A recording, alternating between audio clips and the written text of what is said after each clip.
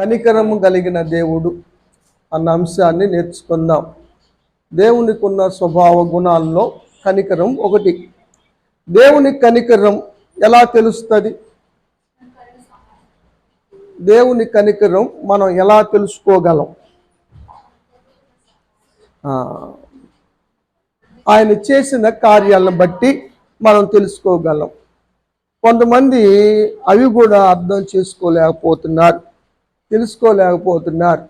ఒకసారి పరిచయులతో యేసు ప్రభువు వారి మాట చెప్పారు. మత్తయి సువార్త 9వ అధ్యాయము 13వ వచనం. నేను పాపులనే పిలవచ్చి తిని నీతిమంతులను పిలవ రాలేదు. నేను కనికరమునే కోరుతున్నాను కానీ బలిని కోరటం లేదు. ఈ వాక్య భావం ఏమిటో మీరు వెళ్ళి నేర్చుకోండి అని చెప్పాడు యేసు ప్రభువు. కనికరం గురించినటువంటి విషయాలు నేర్చుకోవటం చాలా మంచిదని అర్థం కానోళ్ళకి యేసు ప్రభువు చెప్పాడు. ఆయన వచ్చిందే కనికరించటానికి, పాపులు పిలవటానికి. పాపులు ఎందుకు పిలుస్తున్నాడు? పాప విముక్తి పొందటానికి.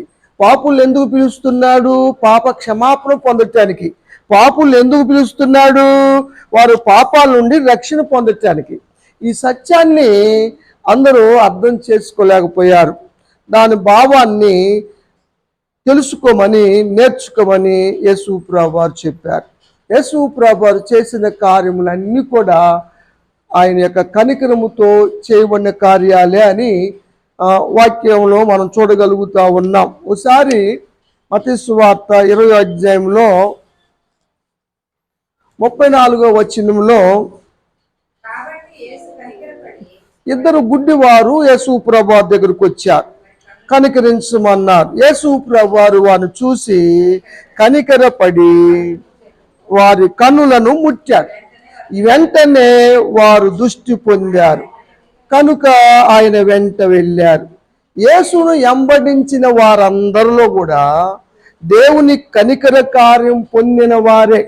మనమందరం కూడా మొదటి నుంచి యేసయ్యను వెంబడించిన వాళ్ళమా, యేసయ్యను నమ్ముకున్న వాళ్ళమా? కానే కాదు. ఆయన కనికర కలిగిన కార్యము మన జీవితంలో జరిగింది. అందుకనే మనం ఆయన వెంబడిస్తున్నాం, ఆయన నమ్ముకున్నాం, ఆయన విశ్వసించాం. ఆ సత్యాన్ని అందరూ గుర్తించలేకపోతున్నారు. ఆ విషయాన్ని ఇక్కడ మనం చూస్తూ ఉన్నాం. వారు శుభ పొందారు కాబట్టి వారు యేసు ప్రభువుని నమ్మి ఆయన వెంటే వెళ్ళినట్టుగా పరిశుద్ధ గ్రంథం తెలియజేస్తూ ఉంది. ఇంకో మాట కూడా మనం చూద్దాం. మార్కు సువార్తలో 1వ అధ్యాయము 40వ వచనం. కుష్ఠరోగి ఉన్నాడు. కుష్ఠరోగులు ఊర్లో తిరగరు. వారు ఎక్కడో దూరంగా కొండ ప్రాంతాల్లో ఉండాలి. మేము ఒకవేళ వస్తున్నాం, మేము అపవిత్రులు వస్తున్నామని కేక వేసుకుంటూ రావాలి. అలాంటి కుష్ఠరోగి యేసు ప్రభువు దగ్గరికి వచ్చాడు. వచ్చి ఆయన ఎదుట మోకాళ్ళుని నీకిష్టమైతే నన్ను శుద్ధునిగా చేయగలవని యేసు ప్రభువుని ఏడుకొన్నాడు. అప్పుడు ఆయన కనికర పడ్డాడు. చెయ్యి చాపి వాడిని ముట్టి నాకిష్టమే, నువ్వు శుద్ధుడు కమ్మని వానితో చెప్పాడు.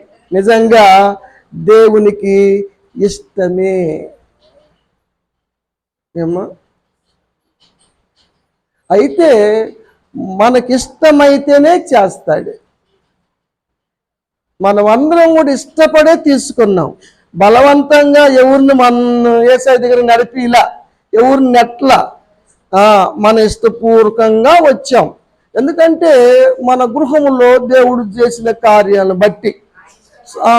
సహోదరి కూడా మొదటిగా దేవుని నమ్ముకున్నారు.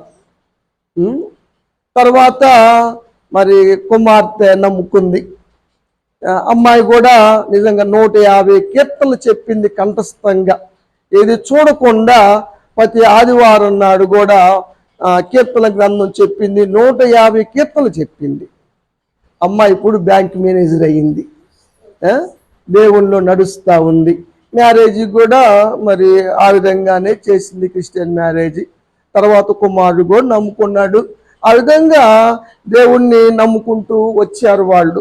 మొదటగా మనం అందరం కూడా భారతీయులమే, అందరం అన్యులమే. అయితే దేవుడు మన కుటుంబాల్లో జరిగించిన కార్యాలను బట్టి మనం నమ్ముకున్నాం. ఆయన నాకు ఇష్టమే అన్నాడు, చేయి చాపి ముట్టాడు. కుష్టు వ్యాధిగ్రస్తుని ఎవరు ముడతారు చెప్పండి? ఆ కుష్టు అంత చీముతో రక్తముతో కొరుక్కుపోయి ఉంటాయి వేళ్ళన్నీ కూడా. ఆ చేయి చాపని ముట్టడం అంటే మామూలు విషయం కాదు.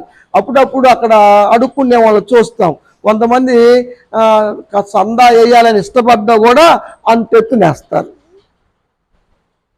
వాళ్ళు అడుక్కునే బొచ్చులు ఉంటాయి కదా, వాటిల్లో ఎత్తుగా వేస్తారు, ఎందుకంటే అంటిద్దామని. కానీ పరిశుద్ధుడైన దేవుడు అశుద్ధుడైనటువంటి నివారణ లేని జబ్బు కుష్టు వ్యాధి, దానికి వైద్యం లేదు, నివారణ లేదు. ఆ సమయంలో కుష్టు వ్యాధిగ్రస్తుడిగా ఉన్నాడు. ఆయన ముట్టుకొని స్వస్థత ఇచ్చాడు, శుద్ధుని చేశాడు. దేవునికి స్తోత్రం కదా. తన దగ్గరకు వచ్చి సహాయం అడిగిన వారిని ఎవరిని యేసు ప్రభువు నిరాకరించల, అందరి పట్ల కనికరం చూపించాడు. ఆ గుడ్డి వాళ్ళు వచ్చి అడిగినా వారికి చూపు వచ్చేలా చేశాడు, స్వస్థపరిచాడు. కుష్టు వ్యాధిగ్రస్తుడు వచ్చిన నివారణ లేని వ్యాధి అయినా సరే కుష్టు నుంచి శుద్ధుణ్ణి చేసినట్టుగా మనం చూస్తూ ఉన్నాం కదా. చనిపోయిన వారిని కూడా యేసు ప్రభువారు బ్రతికించారు, కేవలము కనికరం చూపటాన్ని బట్టే కదా. ఆయన మరణాన్ని కూడా జయించి తిరిగి లేచాడు అన్న విషయాన్ని మనం చూస్తూ ఉన్నాం. చరిత్రలో ఈ విధంగా చేసిన మహనీయులు ఎవరు లేరు, యేసు ప్రభువారు మాత్రమే ఆ విధంగా తన దగ్గరకు వచ్చిన వారిని నిరాకరించక స్వస్థపరిచి పంపించినట్టుగా చూస్తూ ఉన్నాం. పాపాత్ములు వచ్చారు, క్షమాపణ పొందుకొని వెళ్ళారు. పక్షవాయు రోగులు వచ్చారు, స్వస్థపడి వెళ్ళారు. యేసయ్య దగ్గరకు వచ్చి అందరూ కూడా మార్పు చెందారు. రోగాల నుంచి మార్పు పొందారు, దెయ్యాలు పట్టిన వారు మార్పు చెందారు. అన్నిట్లో కూడా మార్పు అన్నది జరిగినట్టుగా మనం చూస్తూ ఉన్నాం. ఆ విధంగా యేసు ప్రభువారు దేన్నైనా చేయటానికి సమర్థత కలిగిన దేవుడు. అయితే సమర్థత ఉన్న వాళ్ళందరూ చేస్తారా? చేయరు. ఎందుకంటే దానికి కనికరం కావాలి, ప్రేమ కావాలి. అవి యేసయ్యలో ఉన్నాయి. అందుకని దీనులైనా దరిద్రులైనా తేడా లేకుండా అందరినీ ఆదరించాడు ఆయన, కనికరం చూపించాడు ఆయన, వారి అవసరాల్లో సహాయం చేశాడు ఆయన. ఆయన అడిగితే ఎప్పుడు నిరాకరించాల, ఏది అడిగినా సరే దాన్ని చేశాడు ఆయన. ఎందుకంటే ఆయనలో ఉన్న కనికరం అన్న విషయాన్ని మనం చూస్తూ ఉన్నాం. ఒకసారి మూగదయ్యం పట్టి పీడించబడుతూ అగ్నిలోను నీళ్ళల్లోనూ పడుతున్న తన కుమారుణ్ణి తీసుకొచ్చాడు యేసు ప్రభువారి దగ్గరికి. యేసు ప్రభువారితో ఆయన అంటాడు, 9వ అధ్యాయం మార్కు సువార్తలో 22వ వచనం,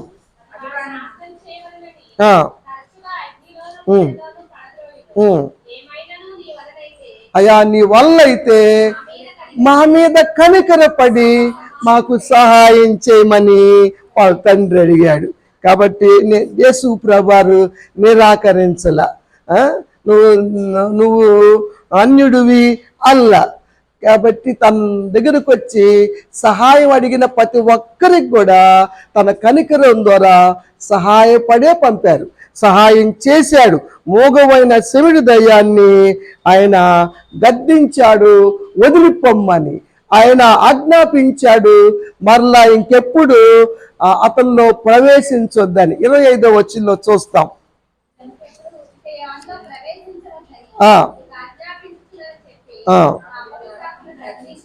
గద్దించాడు కదా, ఆజ్ఞాపించాడు ఇంకా ఎప్పుడు ప్రవేశించొద్దని. కాబట్టి కనికరపడి సహాయం చేశాడు, వాడిని స్వస్థపరిచాడు. యేసు ప్రభువారు ఎవరు వచ్చినా సరే కనికరం చూపించారు, వారిని క్షమించాడు. ఒకసారి పేతురు గారు అడిగారు, ఎన్నిసార్లు క్షమించాలి అని. 7 మార్లు అని. 7 మార్లు కాదు, 77 మార్లు అయినా సరే క్షమించాలి అని చెప్పారు. అంత క్షమా గుణం కలిగినటువంటి దేవుడు యేసు ప్రభువారు. ఒక ఉదాహరణ చెప్పారు. ఆ సమయంలో ఒక అతను 10,000 తలాంతుల అప్పున్న వ్యక్తి. చూస్తారా? 18వ అధ్యాయం మత్తయి సువార్తలో 24 వచనంలో ఉంటుంది. 10,000 తలాంతులు అప్పున్న ఒక వ్యక్తి ఉన్నాడు. అంటే 10,000 తలాంతులు అంటే తలాంత్ అంటే ఎంత? 3,600 ఇంటూ 10,000 అంటే 3,60,00,000 అప్పు. అక్కడ మీకు పుట్టినోట్లో ఉంటుంది చూడండి, తలాంత్ అంటే ఎంతో. 3,600 ఇంటూ 10,000 3,60,00,000 బాకీ. అయితే అతడు తీర్చలేని పరిస్థితుల్లో ఉన్నాడు.